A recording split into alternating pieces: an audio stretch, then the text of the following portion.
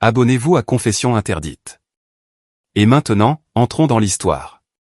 Je m'appelle Annabelle Thomas et j'ai 28 ans. Il y a 4 semaines, mes parents ont vendu le piano antique de ma grand-mère, celui qu'elle m'avait promis, et ont utilisé la totalité des 90 000 € pour acheter une Mercedes toute neuve à ma sœur. Ils pensaient que grand-mère était trop malade en soins palliatifs pour le découvrir un jour. Ils pensaient que j'étais trop faible pour lui dire. Ils avaient tort. Quand j'ai finalement dit à grand-mère ce qu'ils avaient fait, elle n'a pas pleuré. Elle n'a pas crié. Elle a simplement pris son téléphone, composé un numéro et prononcé 7 mots qui allaient détruire tout ce que mes parents pensaient posséder. Avant de vous dire quels étaient ces 7 mots et ce qui s'est passé ensuite lors de la fête du 60e anniversaire de ma mère, prenez un moment pour aimer la vidéo et vous abonner, mais seulement si vous appréciez sincèrement cette histoire.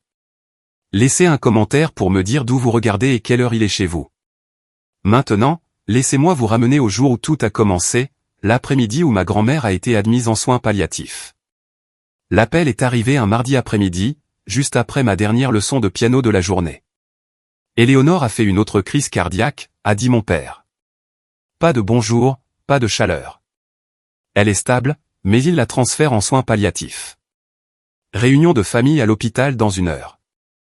J'ai tout laissé tomber. Quand je suis arrivé, mes parents et ma sœur Manon étaient déjà regroupés dans un coin de la salle d'attente, parlant à voix basse.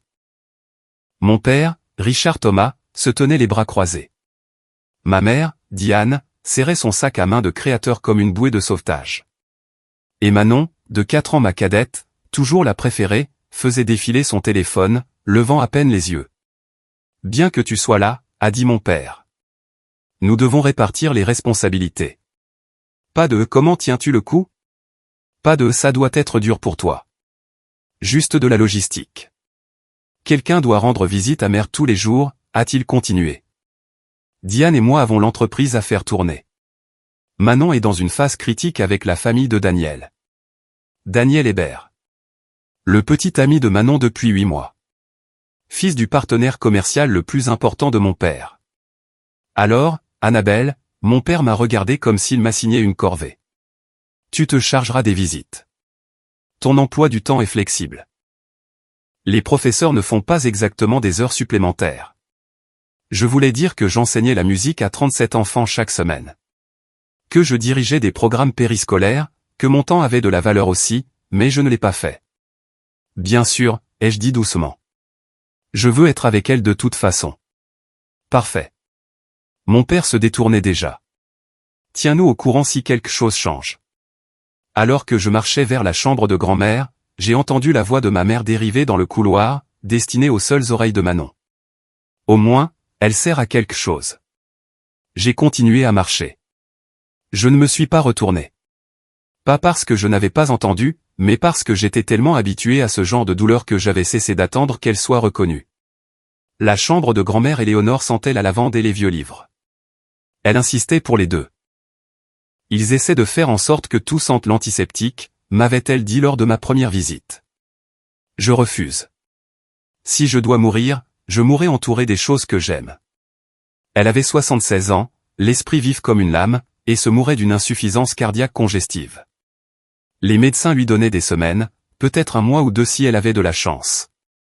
Je lui rendais visite tous les jours après l'école. Nous parlions de musique, de ses années passées à jouer dans les salles de concert de France, de mes élèves qui ne savaient pas encore lire les notes mais sentaient déjà le rythme dans leurs os. Un soir, elle a pris ma main. Sa poigne était plus faible que dans mon souvenir, mais ses yeux étaient féroces. Annabelle, j'ai besoin que tu saches quelque chose. Tout ce que tu veux, grand-mère. Le Steinway. Elle fit une pause, laissant les mots se poser. Le piano de ma mère. Celui de 1892. Je le connaissais bien. J'avais appris mes premières gammes sur ses touches en ivoire quand j'avais 7 ans. Ce piano avait été la bande-son de mon enfance, le seul endroit dans la famille où je me sentais vraiment vu. Il est à toi, dit-elle fermement. Je l'ai déjà dit à Richard et Diane. Je le leur ai dit le mois dernier devant tout le monde. Ce piano t'appartient. Je me souvenais de cette conversation. La mâchoire de mon père qui se serrait. Ma mère échangeant un regard avec Manon. Ma sœur levant les yeux au ciel et marmonnant quelque chose à propos de vieillerie sentimentale. Grand-mère, tu n'es pas obligé. Je le veux. Elle serra ma main. Tu es la seule à comprendre ce qu'il signifie.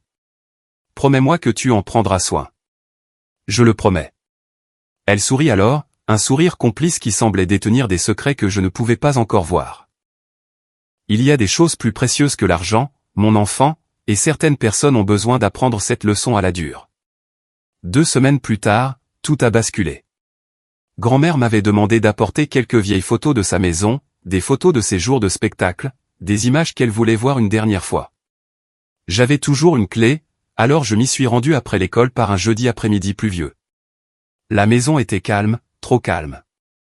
J'ai traversé le hall, passé la salle à manger et suis entré dans le salon où le Steinway trônait depuis 30 ans. L'espace était vide. J'ai arrêté de respirer. Là où le piano aurait dû être, il n'y avait rien d'autre qu'une marque rectangulaire dans le tapis. Le fantôme de quelque chose qui avait vécu là pendant des décennies, maintenant violemment enlevé. Mes mains tremblaient en sortant mon téléphone. Maman. Ma voix s'est brisée. Où est le piano de grand-mère? Une pause, puis la voix de ma mère, désinvolte et méprisante. Ton père s'en est occupé. Affaire d'adulte, Anna. Tu n'as pas à t'en soucier. S'en est occupé? Comment? Où est-il? J'ai dit, ne t'en fais pas, maman. Clic, elle m'a raccroché au nez. Je suis resté dans ce salon vide pendant ce qui m'a semblé être des heures, fixant la marque sur le tapis. La pluie tapait contre les fenêtres. Quelque part au loin, le tonnerre grondait. Je suis allé chez mes parents ce soir-là. Mon père a ouvert la porte avec un verre de scotch à la main, l'air agacé par l'interruption. Le piano, ai-je dit. Qu'est-ce que tu as fait? Il n'a même pas branché. Vendu. J'en ai tiré 90 000. Bon prix. Le monde a basculé. Tu l'as vendu? Grand-mère a dit qu'il était à moi. Grand-mère est mourante, Anna. Il prit une gorgée de son verre. Elle n'a pas besoin d'un piano. Et toi non plus. Derrière lui, j'entendis le tintement de clés de voiture. Manon apparut dans le couloir, souriante. Nouvelle clé pour une nouvelle voiture. Tu lui as acheté une voiture? Ma voix était plate. Avec le piano de grand-mère. Mon père haussa les épaules comme si je lui avais demandé la météo. Mercedes-Benz. Manon doit faire bonne impression sur les Hébert. La famille de Daniel est très à cheval sur les apparences. Ce piano devait être le mien. Et qu'est-ce que tu en ferais? Ma mère apparut derrière mon père, les bras croisés. Tu donnes des cours de musique à des enfants, Anna. Tu ne donnes pas de concert. Tu n'as pas la place. Manon avait besoin de cet argent pour son avenir. Son avenir.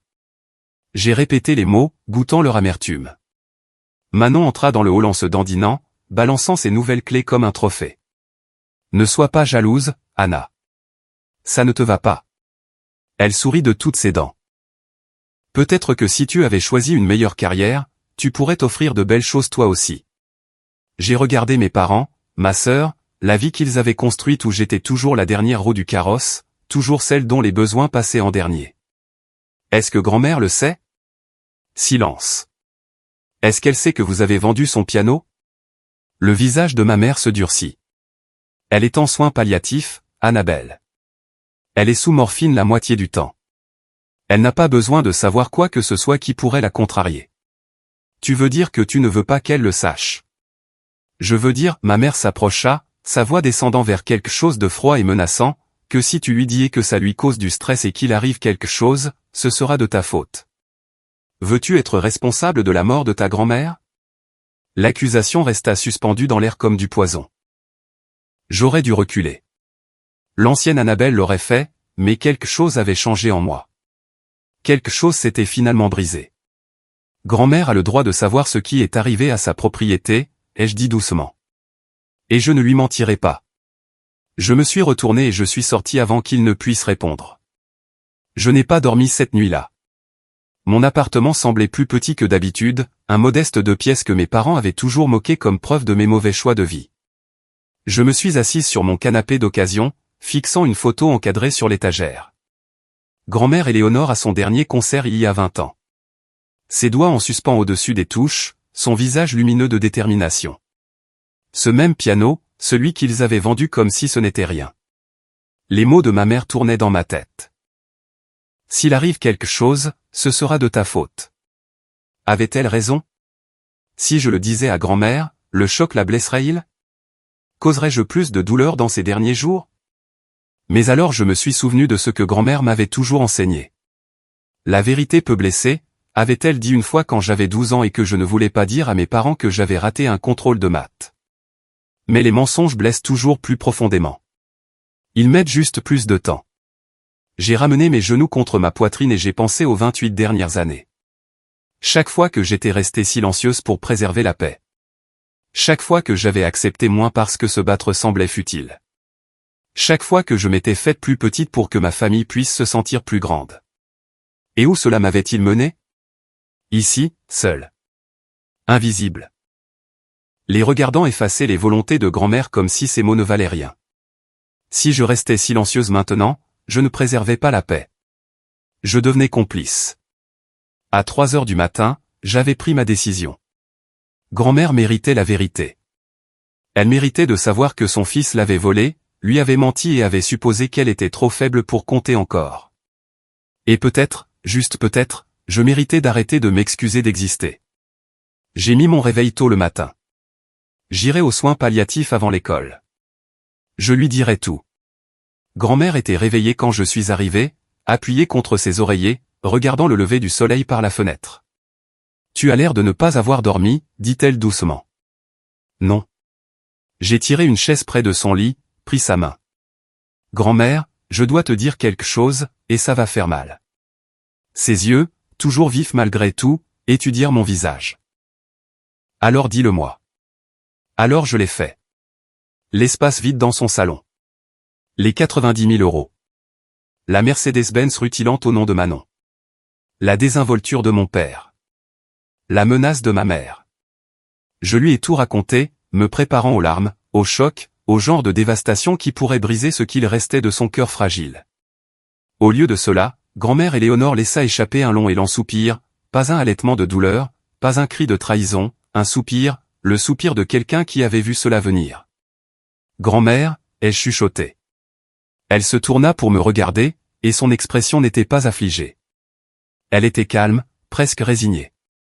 Je savais que cela pourrait arriver, ma chérie. Tu savais? Je connais mon fils. Sa voix était stable. Je l'ai regardé devenir cette personne pendant 40 ans. J'espérais qu'il changerait, mais je me suis aussi préparé à la possibilité qu'il ne le fasse pas. Mon esprit s'emballait. Préparé comment? Elle ne répondit pas directement. Au lieu de cela, elle tendit la main vers sa table de chevet. Passe-moi mon téléphone, veux-tu? Je le lui passai, confuse. Elle fit défiler ses contacts avec une dextérité surprenante, trouva un nom et appuya sur appel. Puis elle mit le haut-parleur. 3 sonneries. Puis une voix d'homme, profonde et mesurée. Éléonore, comment te sens-tu? Je suis mourante, Henri. Mais j'ai l'esprit clair et il est temps. Une pause. Je comprends. Quand? Dimanche. La fête d'anniversaire de Diane. Chez moi. Je préparerai les documents. Merci, vieille amie. Elle mit fin à l'appel et me regarda avec un petit sourire entendu.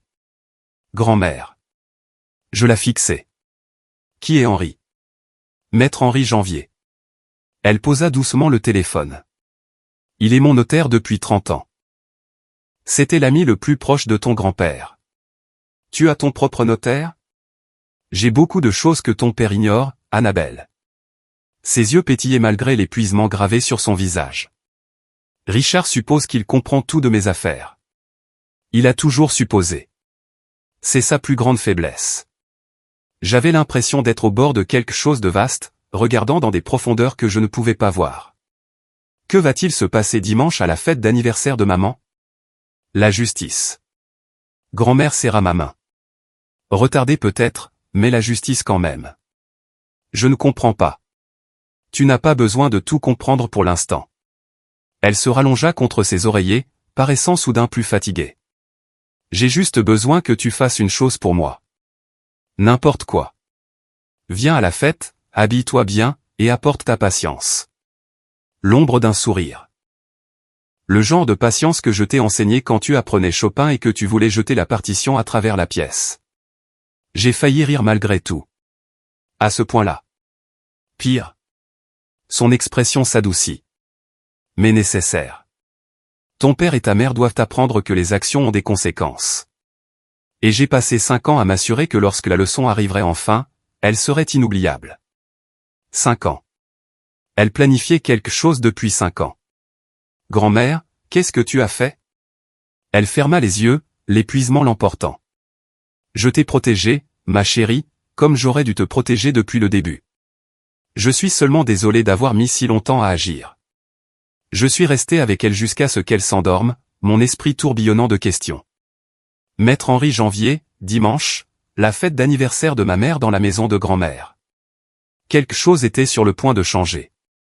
Je pouvais le sentir. Je ne savais juste pas quoi. 2 jours plus tard, je me suis retrouvé assise dans une petite étude notariale en banlieue de Paris. Maître Henri Janvier ne ressemblait en rien à ce que j'avais imaginé. Il avait près de 70 ans, des cheveux argentés et des lunettes à monture dorée. Ses mouvements étaient lents mais précis. Son bureau sentait le vieux cuir et le papier, tapissé du sol au plafond de volumes juridiques. Annabelle Thomas.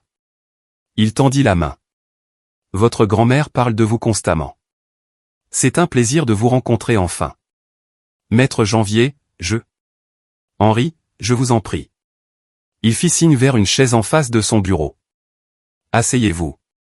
Votre grand-mère m'a demandé de vous expliquer certaines choses avant dimanche. Je me suis assise. Mes mains tremblaient légèrement. Votre grand-mère est une femme remarquable, commença Henri. Elle est aussi bien plus astucieuse que ses enfants ne veulent le croire. Elle observe et planifie. Planifie quoi exactement? Il croisa les mains sur le bureau. Dites-moi, Annabelle, savez-vous qui possède la maison où vivent vos parents? Grand-mère la leur a donnée quand grand-père est mort. L'expression d'Henri ne changea pas. Est-ce ce qu'ils vous ont dit? C'est ce que tout le monde dit. Tout le monde a tort.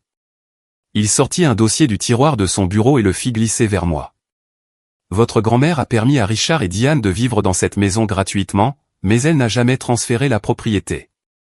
Pas légalement, jamais. Je fixai le document devant moi. L'acte de propriété, au nom d'Éléonore Vasseur, clair comme de l'eau de roche. Pas de transfert, pas d'amendement.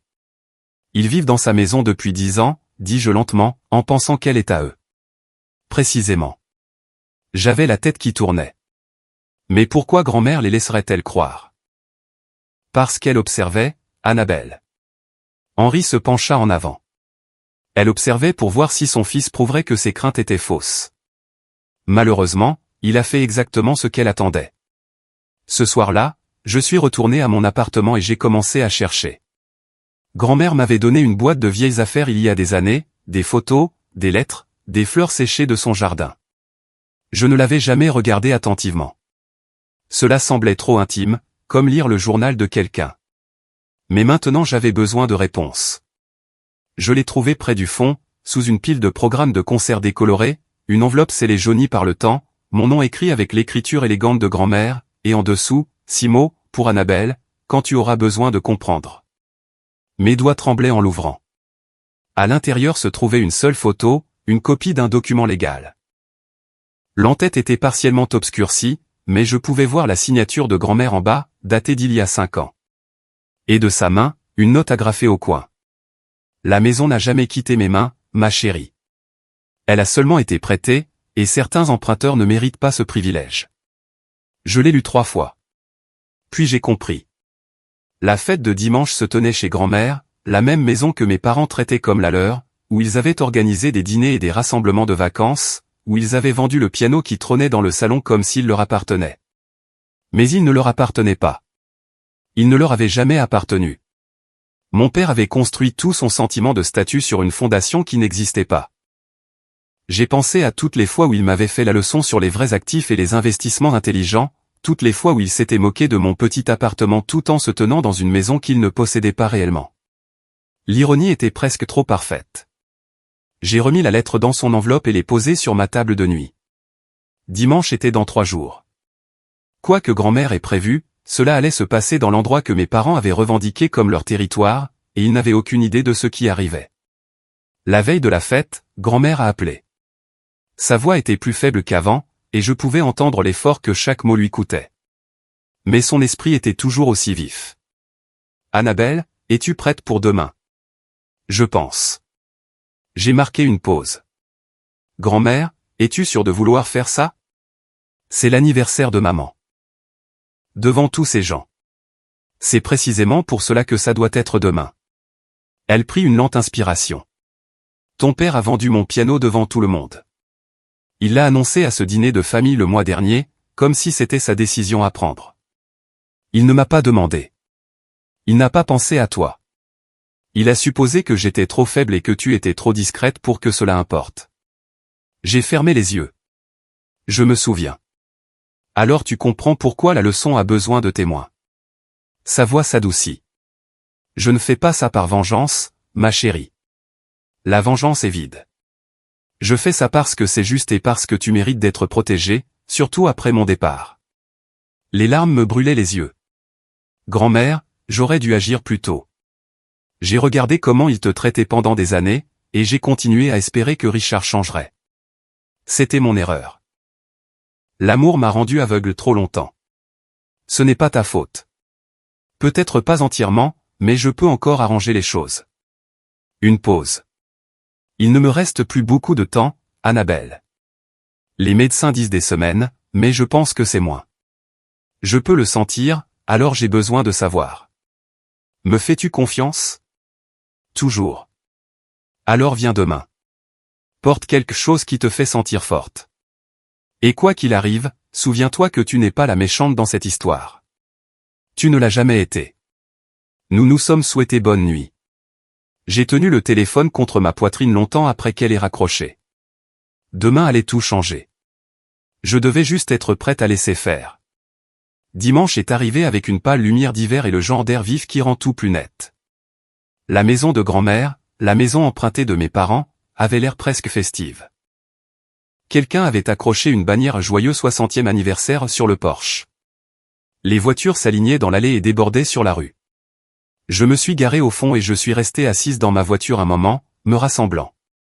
J'avais choisi une robe bleu marine, simple mais élégante, des boucles d'oreilles en perles que grand-mère m'avait offertes pour mes 21 ans. Mes cheveux attachés soigneusement. Une armure pour une bataille que je ne comprenais pas entièrement. À l'intérieur, la maison bourdonnait d'environ 30 invités, des tantes et oncles que je ne voyais qu'aux fêtes, des voisins de l'époque, une poignée d'associés de mon père. J'ai reconnu Monsieur Hébert près de la cheminée. Daniel se tenait à côté de lui avec Manon à son bras. Le salon attira immédiatement mon regard. Le coin où le Steinway avait trôné pendant 30 ans était vide. Quelqu'un y avait placé une grande plante en pot essayant de combler le vide. Cela semblait ridicule, une excuse verte et feuillue pour quelque chose qui ne pouvait pas être excusé. Ma mère se tenait près de la table de la salle à manger dans une robe de créateur rouge, acceptant les compliments comme une reine recevant un tribut. Mon père rôdait à proximité, travaillant à la salle avec un charme rodé, et dans le coin le plus éloigné, presque invisible parmi la foule, était assis maître Henri Janvier, sa mallette en cuir posée à côté de sa chaise. Il croisa mon regard à travers la pièce et fit un signe de tête presque imperceptible. J'ai répondu par un signe de tête. Ma tante Marguerite, la jeune sœur de grand-mère, apparut à mes côtés. Anna, ma chérie, comment va Éléonore, vraiment? Fatiguée, ai-je dit honnêtement. Mais toujours vive. Elle a toujours été la plus intelligente. Les yeux de tante Marguerite dérivèrent vers le coin vide. J'ai remarqué que le piano a disparu. Richard a dit qu'Éléonore voulait le vendre. J'ai ouvert la bouche pour répondre, mais la voix de mon père coupa à travers la foule. Tout le monde, si je pouvais avoir votre attention, s'il vous plaît. Mon père se tenait au centre du salon, verre en cristal levé, commandant l'espace comme s'il le possédait, ce que je savais maintenant être faux. Aujourd'hui, nous célébrons 60 merveilleuses années de Diane Thomas. Applaudissements. Ma mère rayonnait. Et je veux aussi prendre un moment pour partager une excitante nouvelle familiale. Mon estomac se noie. Comme certains d'entre vous le savent, notre fille Manon fréquente Daniel Hébert, fils de mon cher ami et partenaire Jacques. Il fit un geste vers Daniel, qui sourit poliment. Et pour célébrer son brillant avenir, nous avons une surprise spéciale. Il conduisit toute la fête à l'extérieur où une Mercedes-Benz argentée rutilante trônait dans l'allée, un nœud rouge perché sur son capot. Un cadeau, annonça fièrement mon père, rendu possible grâce à la générosité de grand-mère Éléonore. Elle a vendu son piano antique pour investir dans l'avenir de sa petite-fille. Manon poussa un petit cri, jeta ses bras autour de mon père et posa pour des photos à côté de la voiture. Je restai figé sur le porche. Il le faisait encore, réécrivant l'histoire, se faisant passer pour le héros tout en effaçant entièrement les souhaits de grand-mère. Une femme que je ne reconnus pas se pencha vers son mari. Ce piano n'était-il pas censé aller à l'autre petite fille? La professeure de musique? Son mari haussa les épaules. J'imagine que les plans ont changé. Tante Marguerite apparut à mes côtés, le visage pâle. Anna, est-ce qu'Éléonore a vraiment accepté ça? Avant que je puisse répondre, Manon m'aperçut et m'appela, sa voix dégoulinant d'une fausse douceur. Anna, viens prendre une photo. Ne sois pas jalouse. Je suis sûr que grand-mère te laissera quelque chose aussi. Peut-être sa collection de vieilles partitions. Rires épars dans la foule. Mes mains tremblaient. Ma vision se brouillait de larmes que je refusais de laisser couler. Et puis derrière moi, j'entendis le clic d'une mallette qui s'ouvrait. Tout le monde commença à rentrer, mais tante Marguerite bloqua le passage de mon père. Richard. Sa voix était stable, mais je pouvais voir ses mains trembler. Je dois te demander quelque chose. Le sourire de mon père ne vacilla pas. Ça peut attendre, Marguerite? Nous sommes au milieu d'eux. As-tu demandé à Éléonore avant de vendre ce piano? La question atterrit comme une pierre dans une eau calme. Les conversations à proximité s'arrêtèrent net. Mère est en soins palliatifs, dit mon père avec onctuosité. Elle n'est pas en état de prendre ce genre de décision. Nous avons fait ce qui était le mieux pour elle. Je lui ai parlé ce matin. La voix de tante Marguerite devint plus forte. Elle a l'esprit clair, Richard. Complètement lucide. Et elle m'a dit, tu ne lui as jamais demandé la permission. Tu ne le lui as même jamais dit. Plus de gens écoutaient maintenant. J'ai vu monsieur Hébert froncer les sourcils, vu Daniel changer de pied, mal à l'aise. Ma mère s'avança, le visage empourpré. Marguerite, c'est mon anniversaire.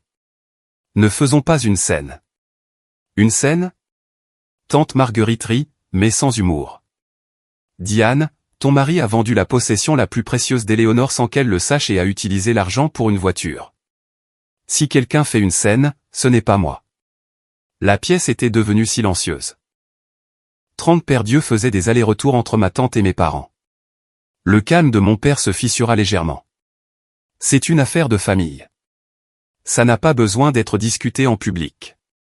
En fait, dit une nouvelle voix derrière nous. Je pense que en public est exactement là où cela doit être discuté.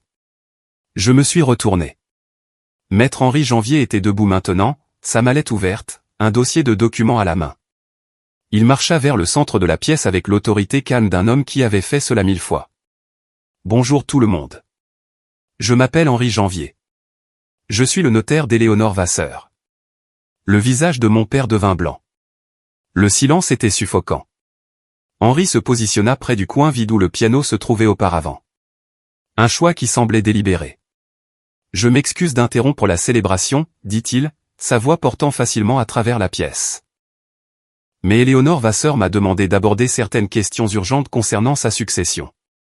Compte tenu des circonstances, elle a estimé qu'il était important que sa famille et ses proches entendent cela directement. Mon père trouva sa voix le premier. Ma mère a un notaire. Depuis quand? Depuis 30 ans, Richard. Le ton d'Henri était poli, mais tranchant. J'ai aussi représenté votre père. Vous le sauriez si vous aviez pris la peine de demander. Des halètements étouffés. Quelqu'un au fond chuchota, oh mon Dieu, c'est scandaleux. Ma mère s'avança. Éléonore est mourante. Elle n'a pas toute sa tête. Quels que soient les papiers que vous avez, Madame Thomas. Maître Janvier leva une main, la réduisant au silence. J'ai rendu visite à Éléonore ce matin. Son infirmière, Carole, peut confirmer qu'elle est pleinement compétente et lucide. Elle a dicté des instructions précises pour la réunion d'aujourd'hui. Il ouvrit le dossier et en sortit un document. Maintenant, Je comprends qu'il y a eu une certaine confusion concernant la propriété immobilière, alors laissez-moi clarifier. Il brandit le papier. Ceci est l'acte de propriété de la maison dans laquelle nous nous trouvons actuellement. J'ai regardé le visage de mon père se vider de ses couleurs. Notez le nom sur l'acte. Éléonore Vasseur, pas Richard Thomas, pas Diane Thomas. Henri fit une pause, laissant les mots pénétrer. Cette maison n'a jamais été transférée. Elle n'a jamais été donnée. Vos parents vivent ici gratuitement depuis 10 ans grâce à la générosité d'Éléonore. Rien de plus. La pièce éclata en chuchotements. Mon père agrippa le bord d'une chaise, se stabilisant. Manon fixait son père, la confusion et la panique se disputant son visage. Et maître Henri Janvier n'avait pas fini. Ça, dit-il doucement, n'est que le début. Si vous êtes encore là, je suppose que vous retenez votre souffle de la même manière que moi à ce moment-là. Avant de vous dire ce que maître Janvier a révélé ensuite, je veux vous demander quelque chose. Qui pensez-vous possède réellement cette maison? A. Mes parents. Parce que sûrement grand-mère a dû la transférer à un moment donné. B. Grand-mère parce qu'il y a eu un secret depuis le début. C. Moi parce que le plus grand rebondissement est encore à venir. Laissez votre réponse dans les commentaires. Ensuite, continuez à regarder pour découvrir la suite. La voix de mon père se brisa. C'est impossible. Mère a dit que la maison était à nous. Elle a promis. Elle a promis que vous pouviez vivre ici. Henri posa l'acte sur la table de la salle à manger où tout le monde pouvait le voir. Elle n'a jamais promis la propriété. Il y a une différence juridique significative, M. Thomas.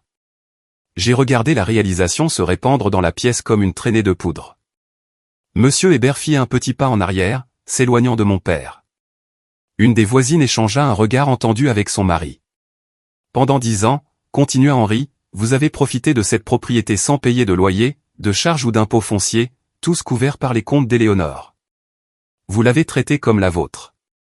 Vous avez même fait des modifications sans permission. Il jeta un coup d'œil au luminaire moderne que ma mère avait fait installer l'année dernière. Légalement, vous êtes des occupants à titre gratuit, et le propriétaire a le droit de mettre fin à cet arrangement à tout moment. Vous n'êtes pas sérieux. La voix de ma mère était perçante.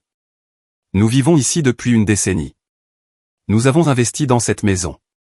Investi sans autorisation. L'expression d'Henri ne changea pas. Toute amélioration que vous avez apportée sans consentement écrit appartient au propriétaire, Éléonore Vasseur. Manon attrapa le bras de Daniel. C'est de la folie. Papa, dis-leur que c'est une sorte de blague. Mon père ne pouvait pas parler. Il fixait l'acte comme si c'était un arrêt de mort. Je devrais aussi mentionner, ajouta Henri presque nonchalamment, que la loi française prend la fraude immobilière très au sérieux. Représenter la propriété de quelqu'un d'autre comme la vôtre, particulièrement dans des contextes commerciaux, peut avoir des conséquences juridiques importantes. J'ai vu l'expression de monsieur Hébert passer de la confusion au calcul froid. Il regardait mon père différemment maintenant, non plus comme un partenaire, mais comme un passif. L'empire que mon père avait construit sur un prestige emprunté s'effondrait sous nos yeux, et Henri avait encore d'autres documents dans son dossier. Maintenant, dit Henri en sortant un deuxième document. Nous en venons à la question de la fiducie. Quelle fiducie? La voix de mon père était à peine au-dessus d'un murmure. Il y a 5 ans, Éléonore Vasseur a établi une fiducie séparée, indépendante du testament qui a été partagé avec votre famille. Cette fiducie a été créée spécifiquement pour protéger ses actifs les plus précieux dans le cas de, il fit une pause délicate, mauvaise conduite financière. Mauvaise conduite financière, bafouilla ma mère. Nous sommes sa famille. Les membres de la famille peuvent toujours commettre des fautes, Madame Thomas, comme les événements récents l'ont démontré. Henri sortit un document épais, ses pages fraîches et d'apparence officielle. Selon les termes de cette fiducie, les actifs suivants sont irrévocablement assignés à un seul bénéficiaire, la propriété dans laquelle nous nous trouvons, les comptes financiers d'Éléonore, et tous les objets de valeur sentimentale, y compris le piano Steinway de 1892 qui a été récemment vendu sans autorisation. Il leva les yeux, et son regard se posa directement sur moi. La seule bénéficiaire est Annabelle Rose Thomas. La pièce devint silencieuse. Le cri de Manon la brisa. Quoi? C'est une fraude, cria mon père. Elle a été manipulée. Cette petite. Il me pointa du doigt, le visage tordu par la rage. Richard. La voix d'Henri se changea en glace. Je vous conseillerais de choisir vos prochains mots très soigneusement. Tout ce qui est dit ici aujourd'hui a été attesté par plus de 30 personnes. Tante Marguerite vint se placer à mes côtés. Sa main trouva la mienne et la serra. Éléonore savait exactement ce qu'elle faisait. Henri continua. Elle a passé 5 ans à observer, attendre, espérer que son fils lui prouverait qu'elle avait tort. Au lieu de cela, il a vendu sa possession la plus précieuse pour acheter une voiture à la petite fille qui ne lui rend jamais visite. Il fit une pause. Les actions ont des conséquences, monsieur Thomas. Voici la vôtre. Ma mère pleurait maintenant. Manon avait l'air d'être sur le point de vomir, et je ne pouvais pas bouger, ne pouvais pas respirer, ne pouvais pas croire ce que j'entendais. Maître Janvier laissa le chaos se tasser un moment avant de continuer. Concernant la vente du piano, il sortit un autre document. Puisque le Steinway faisait partie de la fiducie et qu'Annabelle est la bénéficiaire désignée, la vente effectuée sans le consentement du fiduciaire, c'est-à-dire Éléonore, constitue une disposition non autorisée des actifs de la fiducie. Qu'est-ce que ça veut dire? La voix de Manon était petite. Cela signifie que les 90 000 € doivent être restitués à la fiducie dans les 30 jours. Le regard d'Henri balaya mes parents et ma sœur. Le non-respect de cette obligation entraînera des poursuites civiles pour détournement de biens. Étant donné les preuves écrites claires, je vous assure que l'issue ne serait pas favorable pour votre famille. Mon père rit, un son creux et désespéré. Nous n'avons pas 90 000 € qui traînent. L'argent est passé dans la voiture. Alors je vous suggère de trouver un moyen de liquider cet actif. Henri fit un signe de tête vers la fenêtre où la Mercedes était toujours visible dans l'allée, nœud rouge et tout le reste. Le concessionnaire pourrait accepter un retour, bien que vous subirez probablement une perte significative. Manon éclata en sanglots. Ma voiture? Vous prenez ma voiture? Je ne prends rien, mademoiselle Thomas. J'explique simplement les conséquences juridiques des choix de votre famille. J'ai regardé Manon chercher le soutien de Daniel, mais il s'était déjà éloigné d'elle, son expression soigneusement neutre. Son père lui chuchotait quelque chose à l'oreille, et aucun d'eux n'avait l'air compatissant. De plus, ajouta Henri, Éléonore m'a demandé de vous informer que votre arrangement de vie dans cette maison sera formellement restructuré. Vous pouvez continuer à résider ici temporairement, mais un contrat de bail en bonne et due forme sera exigé. Un bail? La voix de ma mère était à peine audible. Dans la maison où nous vivons depuis 10 ans. Dans la maison, corrigea doucement Henri, que vous n'avez jamais possédée. La pièce était devenue mortellement silencieuse. Tous les yeux étaient sur moi. Mon père se tourna lentement, le visage tordu par la trahison et la fureur. Tu as fait ça. Tu l'as empoisonné contre nous. J'ai tenu bon. Non, papa. Je n'ai rien fait. Ma voix était plus stable que je ne l'espérais. Grand-mère a pris ses décisions il y a 5 ans. Avant que je ne sache quoi que ce soit à leur sujet, je ne l'ai découvert que cette semaine. Menteuse. La voix de ma mère tremblait de venin. Tu as toujours été jalouse de Manon, du succès de notre famille.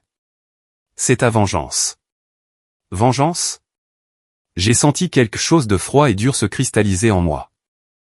Je n'ai pas vendu le piano de grand-mère sans lui demander.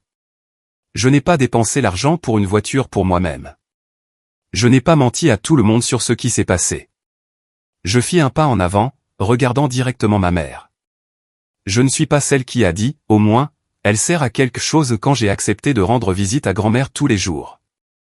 Je ne suis pas celle qui m'a raccroché au nez quand j'ai posé des questions. Et je ne suis pas celle qui m'a menacé, disant que je serais responsable de la mort de grand-mère si je lui disais la vérité. Des murmures parcoururent la foule. La main de tante Marguerite se resserra sur la mienne. J'ai passé 28 ans à être invisible dans cette famille. Ma voix ne vacilla pas, je l'ai accepté parce que je pensais que c'était ce que l'amour exigeait. Se faire tout petit pour rendre les autres confortables. J'ai regardé mon père, ma mère, Manon pleurant toujours sur sa Mercedes condamnée. Mais grand-mère m'a appris quelque chose de différent. Elle m'a appris que s'aimer soi-même signifie défendre ce qui est juste, même quand cela vous coûte tout. J'ai pris une respiration. Alors, voici ce que je veux que vous compreniez. Je ne m'excuse plus. Je ne reste plus silencieuse. Et j'ai fini de faire semblant que tout va bien quand ce n'est pas le cas. La pièce était absolument immobile. Après que la foule eut commencé à se disperser lentement, maladroitement, avec des adieux chuchotés et des contacts visuels évités, Henri me prit à part. « Annabelle, nous devons discuter des prochaines étapes. » J'ai hoché la tête, me sentant encore irréel, comme si je me regardais de l'extérieur de mon corps. « Légalement, vous avez plusieurs options. » Il parlait doucement pour que seul moi puisse entendre.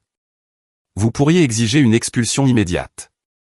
Vu les circonstances, votre grand-mère soutiendrait quoi que vous décidiez. » J'ai regardé mes parents à travers la pièce.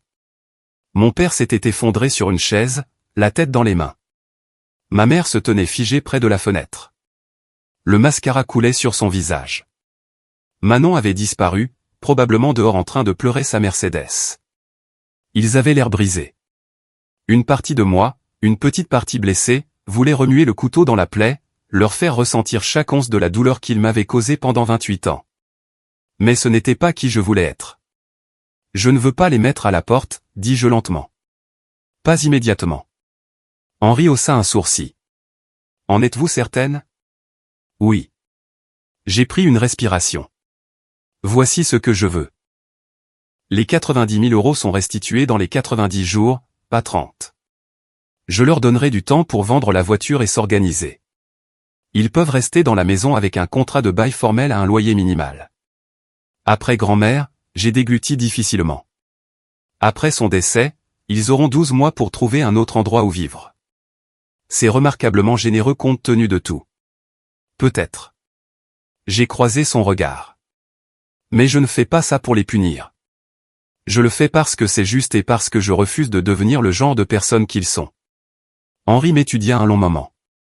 Puis il hocha la tête, une pointe de respect dans son expression. Votre grand-mère a dit que vous réagiriez ainsi.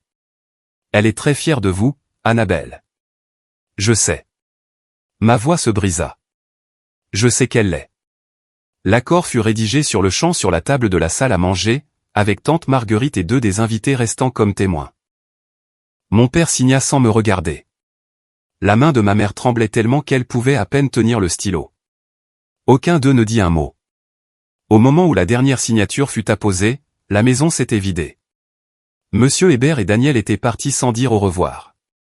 J'ai appris plus tard que Daniel était parti en voiture alors que Manon pleurait encore dehors. Le gâteau d'anniversaire restait intact. La bannière pendouillait tristement sur le porche avant. Tante Marguerite me serra fort avant de partir. « Tu as fait ce qu'il fallait, ma chérie. Éléonore serait si fière. »« Elle est fière, dis-je doucement. Je lui ai parlé ce matin. » Comme un signal, mon téléphone vibra. Un appel vidéo du numéro des soins palliatifs de grand-mère. J'ai répondu en marchant vers le coin vide du salon où le piano se trouvait autrefois. Son visage apparut à l'écran, pâle mais paisible. L'infirmière Carole était visible en arrière-plan, souriante. Ma fille courageuse. La voix de grand-mère était faible mais chaleureuse. Comment te sens-tu? Terrifié, ai-je admis. Et soulagé et triste tout à la fois. C'est ce qu'on ressent avec le courage, ma chérie. Ce n'est jamais confortable. Je ne les ai pas mis à la porte. Je leur ai donné du temps. Je sais. Henri m'a envoyé un message. Ses yeux brillaient. Tu es une meilleure personne qu'il ne le mérite, Annabelle.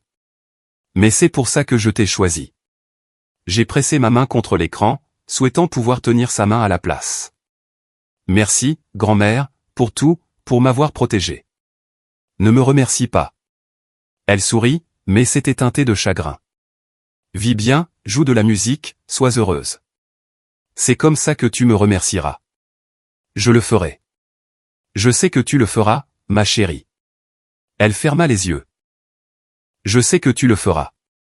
Je sais que beaucoup d'entre vous pensent probablement, alors c'est tout? Tes parents ont-ils changé un jour? La réponse honnête est compliquée. Toutes les histoires n'ont pas une fin parfaite, mais chaque histoire a une leçon. Avant de vous dire ce qui s'est passé dans les mois qui ont suivi, je veux vous entendre. Avez-vous déjà dû fixer des limites avec votre famille? À quel point était-ce difficile? Laissez votre histoire dans les commentaires. Je lis chacun d'entre eux. La première semaine après la fête fut un chaos. Les nouvelles voyagent vite dans les petits cercles sociaux, et l'histoire de ce qui s'est passé au 60e anniversaire de Diane Thomas s'est répandue comme une traînée de poudre. Les partenaires commerciaux de mon père sont soudainement devenus indisponibles pour des réunions. Les vieux amis ont cessé de rappeler. M. Hébert s'est formellement retiré de la coentreprise qu'il planifiait. Quand mon père a exigé une explication, la réponse fut froide. Je ne peux pas faire affaire avec quelqu'un en qui je ne peux pas avoir confiance. Richard, si tu trompes ta propre mère, que ferais-tu à un partenaire? L'affaire aurait valu plus de 180 000 €. Disparu en un instant. Manon a dû rendre la Mercedes. Le concessionnaire ne lui a offert que 75 000 €, 15 000 de moins que ce que mes parents avaient payé.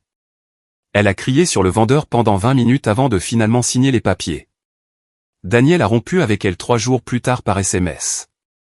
Ma famille pense qu'il est préférable que nous prenions un peu de distance, disait le message. Traduction, il ne voulait rien avoir à faire avec le drame de la famille Thomas. Ma sœur, qui avait toujours été l'enfant doré, s'est retrouvée soudainement ordinaire. Pas de voiture, pas de petit ami riche, pas de statut spécial. Elle a dû emprunter la vieille Renault de ma mère pour aller aux entretiens d'embauche. Je n'ai pas jubilé. Je n'ai pas tendu la main. J'ai simplement continué ma vie, enseignant le piano à mes élèves, rendant visite à grand-mère tous les soirs. Mais je mentirais si je disais qu'il n'y avait pas une satisfaction silencieuse à regarder les façades s'effriter. Mon père avait passé des années à mesurer le succès aux apparences, la maison, la voiture, les bonnes connexions. Maintenant, il apprenait qu'aucune de ces choses n'avait jamais été réelle. La fondation sur laquelle il avait construit son identité était empruntée, et les choses empruntées doivent toujours être rendues. 3 semaines après la fête d'anniversaire, les soins palliatifs m'ont appelé à 6 heures du matin. Vous devriez venir maintenant, a dit l'infirmière doucement. Elle vous demande.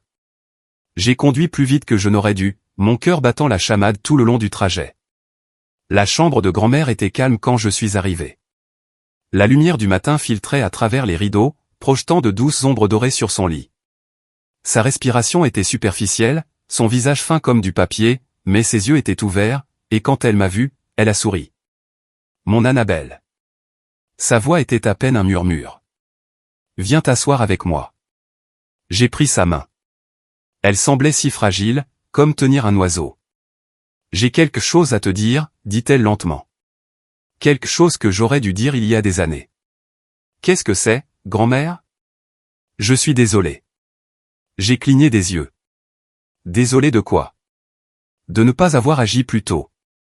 Une larme glissa sur sa joue. J'ai regardé comment il te traitait année après année. J'ai continué à espérer que Richard changerait, que Diane verrait ta valeur. J'ai trouvé des excuses parce que je ne voulais pas croire que mon propre fils pouvait être. Elle s'est tue. Ce n'est pas ta faute, ai-je dit, mes propres larmes coulant maintenant. Peut-être pas entièrement, mais j'aurais pu faire plus. J'aurais pu te protéger plus tôt au lieu d'attendre d'être mourante. Elle serra ma main faiblement. Je suis désolé, ma chérie. Tu méritais mieux.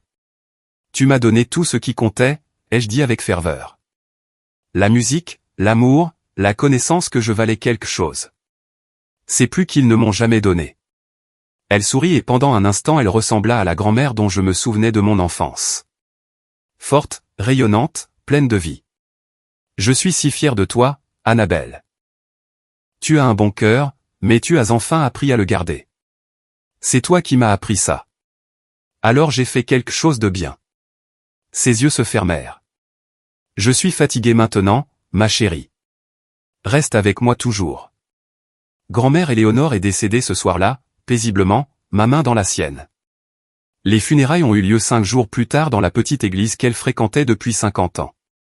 Selon ses souhaits, c'était simple.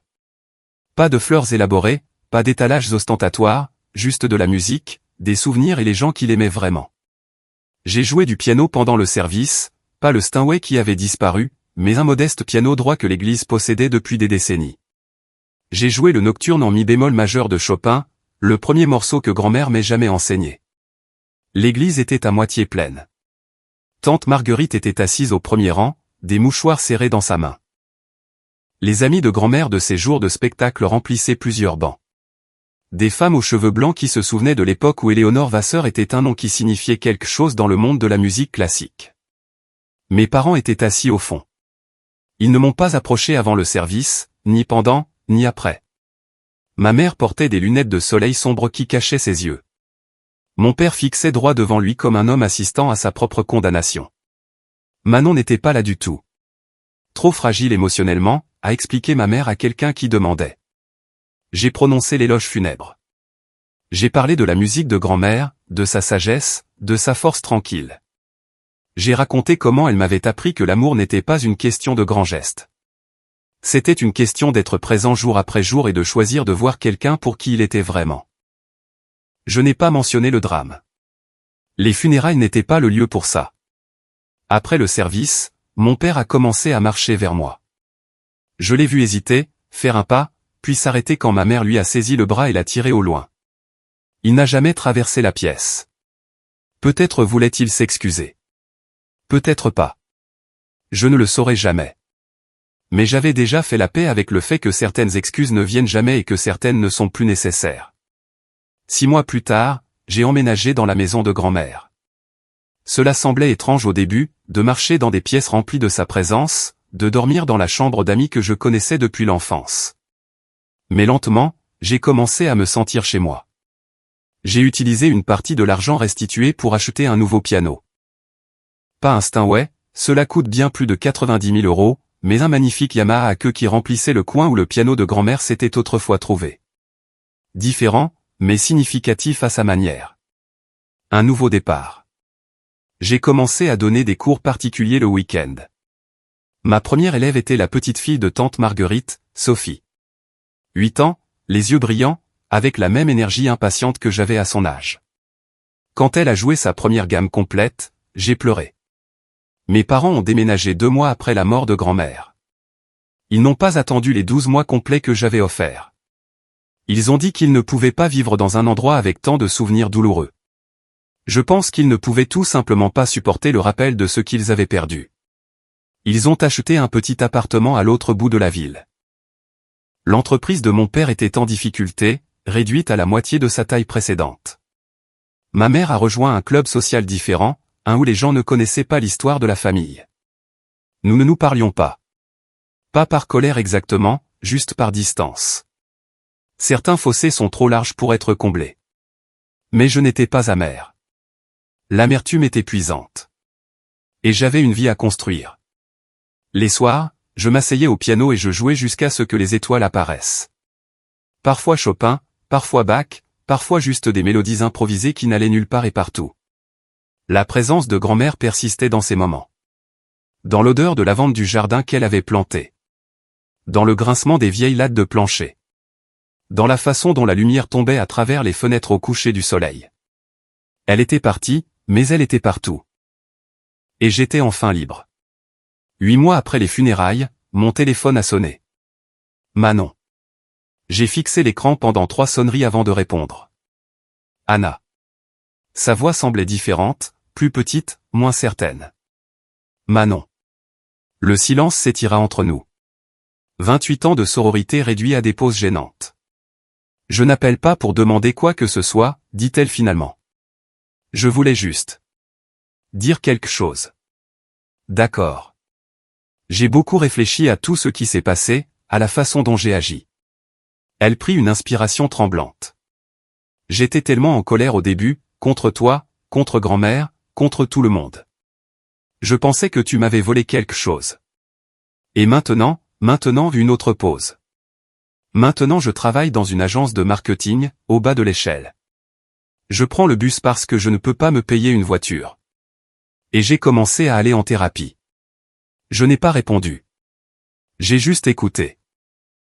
Ma thérapeute dit que j'ai beaucoup de choses à déballer à propos de maman et papa. À propos de la façon dont j'ai été élevé, pourquoi je pensais que je méritais tout sans le gagner. Elle rit, mais c'était creux.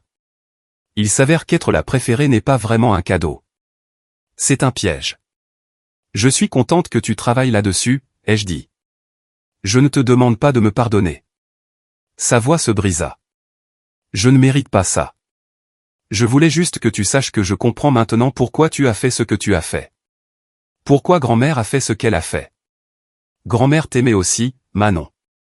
Elle ne pouvait simplement pas récompenser un comportement qui blessait d'autres personnes. Je sais. Un reniflement. Je le sais maintenant. Nous sommes restés assis en silence un moment. Si jamais tu veux parler, ai-je dit lentement. Je suis prête à écouter, mais la confiance prend du temps à se reconstruire. Je comprends. Bien. Nous avons raccroché sans dire au revoir.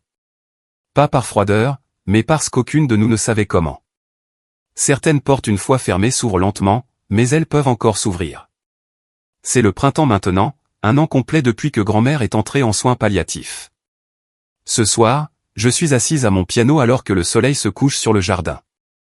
Les fenêtres sont ouvertes et une brise chaude porte le parfum du jasmin et de l'herbe fraîchement coupée. Je joue le nocturne préféré de grand-mère, celui qu'elle a interprété lors de son dernier concert il y a 20 ans. Les notes dérivent à travers la maison vide, remplissant le silence de quelque chose de plus doux. Je pense à tout ce qui s'est passé. La trahison, la révélation, les limites que je ne pensais jamais avoir le courage de poser.